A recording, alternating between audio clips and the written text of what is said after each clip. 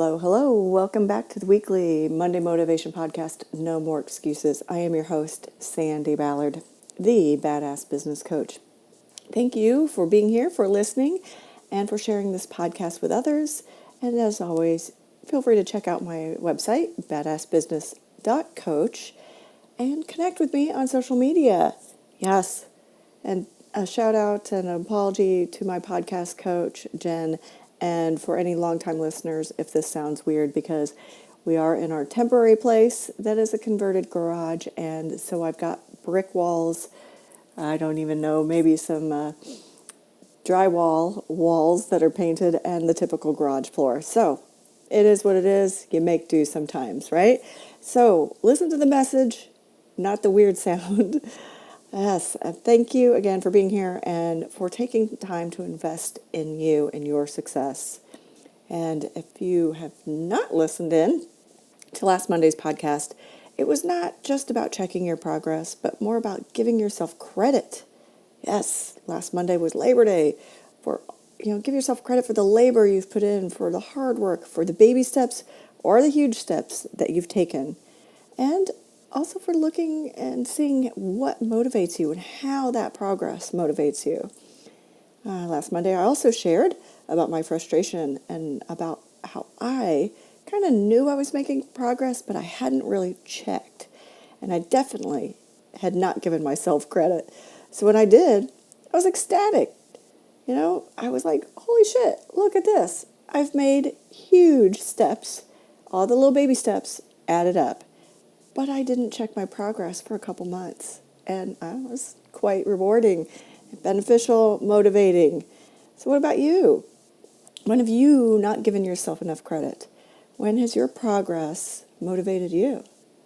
And last Monday, we definitely wanted to celebrate, like I said, the hard work, the labor that you've put in, because it was Labor Day, and it's time to really make shit happen.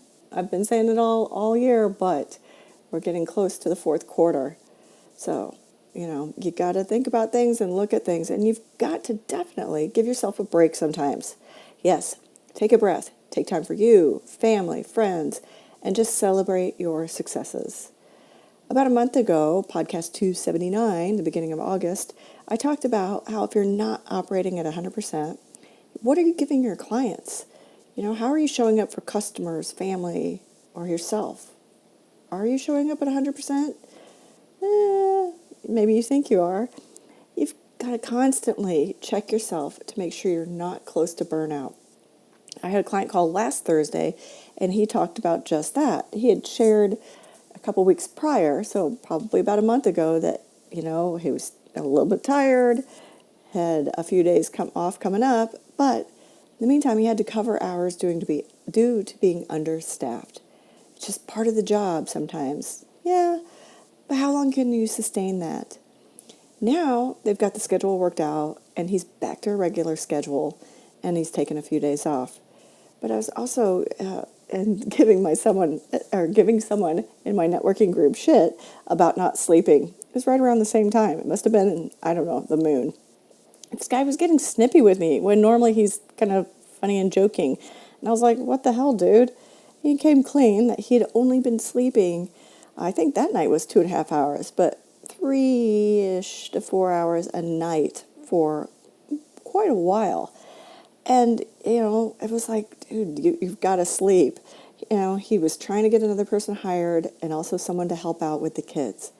And it was, it was going on. I just kept checking on him. And last Tuesday, so Tuesday after Labor Day, Tuesday after Monday, Tuesday after Labor Day, he texted me and said that over the 3-day weekend, he and his wife took a quick vacation without the kids, and pretty much he slept.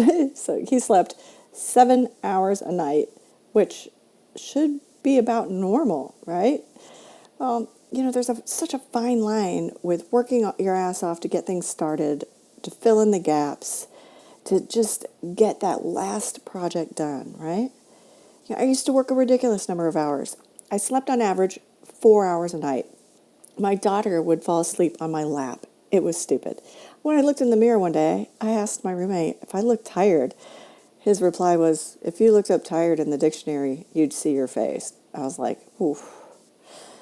That made me pause. I mean, I was like, how long have I looked this way? Clearly, I wasn't hiding it from anyone. I thought I was. So, like in podcast 279, you think you can fake it until you get your shit together. You think you're showing someone 100%, but people can see through that shit. You either look, sound, or act different. And is that fair? Are you performing at your best? Hell no, you're not. And you're just like, just one more, right? Just a little bit. And Sandy, it's all got to get done. Yes, well, no shit. But at what expense? Your reputation? Your income? Your future? I mean, mistakes will happen. You're giving less than your best. Think about it. If you went to see your favorite band and they walked out on stage, no energy, perhaps it looked a little like a middle school band concert, shuffling all quietly, waiting on the teacher to raise his or her arms to start conducting. I mean, come on. You'd be like, what the hell, guys, girls, whoever the band is you're seeing. I mean, it's their job. Think about it. Whether you go to a chiropractor, a doctor, a nail technician, whatever. Do you want them to half-ass stuff for you? No. So, yeah, there's another fine line. You're almost there. Hang in there. I mean, I ran a half marathon on Saturday, and I have a headband that says, shut up, I'm not almost there. Because people will notoriously cheer a couple miles out and say you're almost there, and you're like, just kiss my ass. No, I'm not. Talk to me at a quarter mile, right? You got to hang in there. You can't give up. But there's that fine line between hanging in there a little too long and burning out or just making too many mistakes.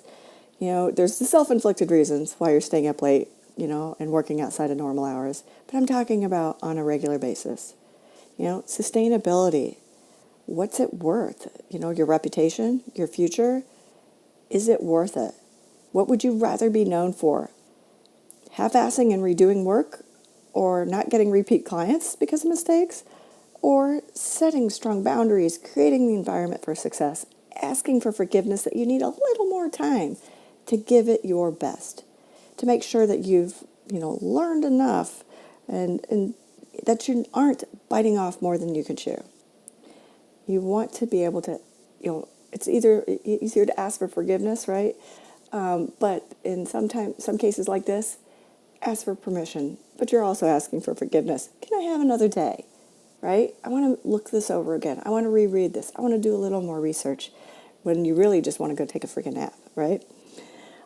Years ago, there was a guy he's successful now, but early on in his business, he had that bad reputation of over-promising and under-delivering.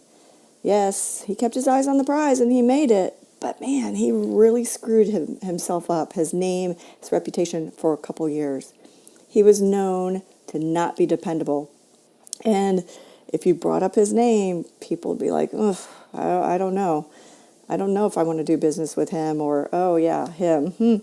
We stopped doing business with him because of X, Y, and Z. So, think about it. His ego got in the way. It made it hard for him to ask for help. And he had to do some serious apologizing once he got things turned around and got over that hump.